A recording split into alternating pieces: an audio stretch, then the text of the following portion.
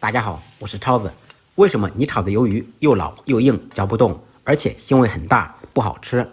那是因为您忽略了几个重要步骤。今天超子给大家分享炒鱿鱼的技巧，这样炒的鱿鱼又脆又嫩，味道鲜美还好看。话不多说，接下来开始操作。今天从市场上花30块钱买了一条大鱿鱼，解冻以后用剪刀沿着腹部剪开，先把内脏去掉。用手抠掉牙齿，牙齿很硬，不能吃。鱿鱼的眼睛同样去掉，这个部位非常腥。再把中间的2个软骨去掉。鱿鱼具有高蛋白、低脂肪、低热量的优点，营养价值非常丰富，就是价格稍微贵了一点。处理好里面，再把外面的一层皮给它扒掉。这些都是鱿鱼腥味的主要来源，而且这层皮很硬，嚼不动。鱿鱼身上、尾巴上的皮全部去除干净。鱿鱼须上的一层膜也要取出干净，这些都是腥味的主要来源。吸盘上容易藏一些脏东西，要多清洗几遍。全部处理干净以后，再用清水清洗2遍，彻底洗净。处理好的鱿鱼很白很亮，看着就很哇塞。接下来改花刀，先把尾巴去掉。等会儿教大家用鱿鱼尾巴改刀成小鱿鱼的形状。鱿鱼身子从中间切开，一分为2，这样方便改刀。先从一个角下刀，斜刀切，深度为2/3，间隔2毫米左右。切的时候一定要掌握好力度，千万不要切断。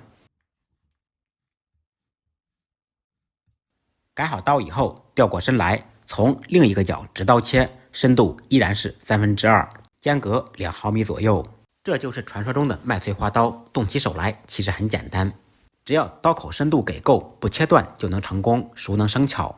全部改好以后，切成小块，间隔2-3厘米左右。关于改花刀，您学会了没有？接下来教大家用鱿鱼尾巴改成小鱿鱼的形状，同样是先斜刀切，再直刀切，深度为2/3。注意千万不要切断。斜刀切完，直刀切，另一侧不要改刀，用来做鱿鱼须。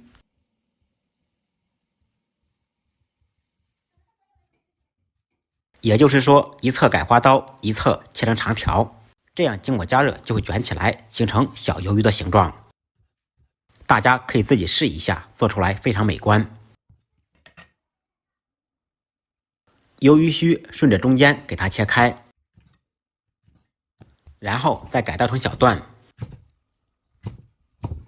这样整个鱿鱼就处理好了。切好以后放入碗中备用。再准备一些炒鱿鱼的小料，尖椒洗净，切成小长条。2-3个小米辣，斜刀切成小段，增加辣味和颜色。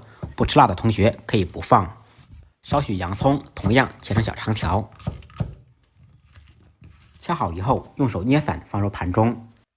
小料准备一些姜片、蒜片。材料全部备好，接下来开始制作。起锅做水，放入2片姜片。放姜片可以去除鱿鱼的腥味。鱿鱼焯水必须水开以后再下锅，这样不容易煮老。放入一点料酒去腥，开大火在锅中煮15秒钟。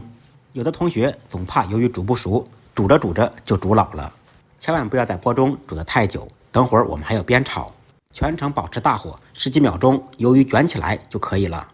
这个就是鱿鱼的尾巴做成的。煮好以后捞出，控水备用。另起锅，锅烧热，放少许葱油，先用油热面锅的全身，把油烧热。油热以后，放入姜片、蒜片，爆出香味。